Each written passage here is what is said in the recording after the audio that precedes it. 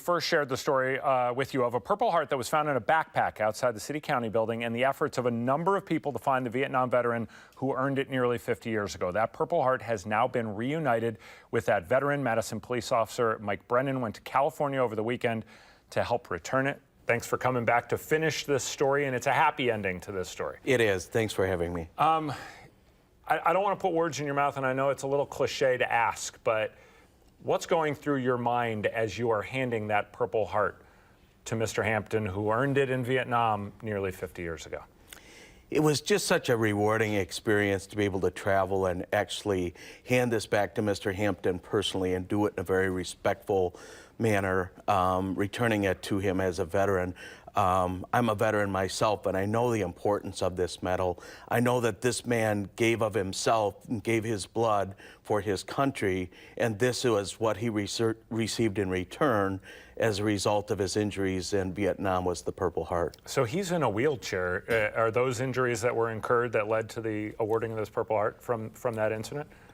Originally, we were told that he had lost his leg while stepping on a landmine in Vietnam, and he clarified some things while we were there in that he did step on a landmine and he received substantial injuries, but he later lost his leg in a motorcycle accident. So there was some clarification to that when we were there. So this all starts because the property clerk, Shelby Patterson, at the Madison Police Department actually caught this and said, this is not going to be your typical record that we're going to keep in the property department.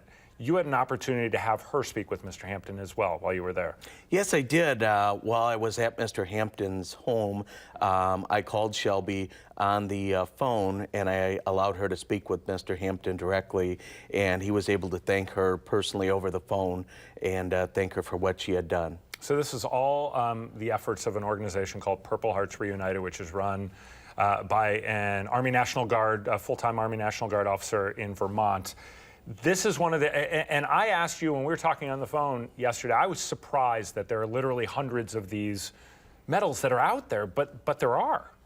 There are, and this is a nonprofit organization, and Captain Fike with the Vermont Army National Guard does this outside of his military duties, and he has approximately 400 medals right now, medals of valor that he's looking to return to veterans.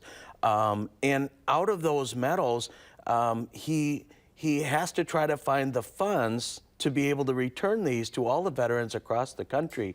And it costs on an average about $1,500 to be able to return some of these, and the travel costs to do it personally. So it's quite expensive to get all of those medals that he has right now returned to all those veterans properly. We've got about a half a minute left. What are you going to remember most from, because it was not just Mr. Hampton who you returned reunited three other Purple Hearts with veterans who had earned them. What are you going to remember from this weekend? I'm going to remember all of the veterans and their sacrifices, but from the first medal we returned as well, we reunited a family on the East Coast in Vermont with their family members in San Diego that had never met one another. And it was through the return of their grandfather's Purple Heart that these family members are going to have their first family reunion ever on the East and West Coast together this summer. And so it's not only reuniting veterans with their medals, but it's reuniting families.